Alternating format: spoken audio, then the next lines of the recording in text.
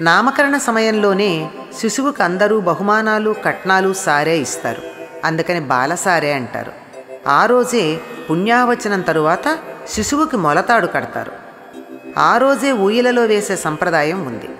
బాలసారె జరగకపోయినా ఊయలలో వేయటం చాలా ప్రాంతాల్లో ఉంది.